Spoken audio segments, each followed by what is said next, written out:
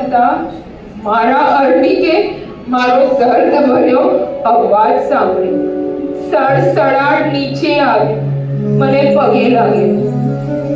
આખરે તો ઉત્તમ બીજ હતું ને, એણે મારી ક્ષમા માંગી.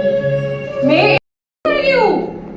તમને રમકડા મેવા મીઠાઈ કઈ ના ગમ્યા કે પિતાએ બતાવેલો ઓગો ગમી ગયો?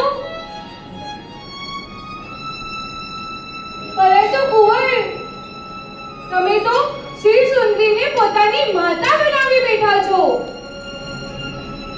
પણ વિહારમાં તમારી કાળા કરમાઈ જશે, પગે છાલા પડશે.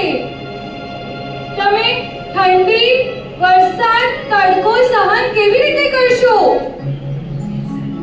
બે બાળકો શિરસેન અને ધીરસેન તથા મારા સ્વામી, અમે 4 જણા આનંદથી જીવન પસાર કરી રહ્યા હતા.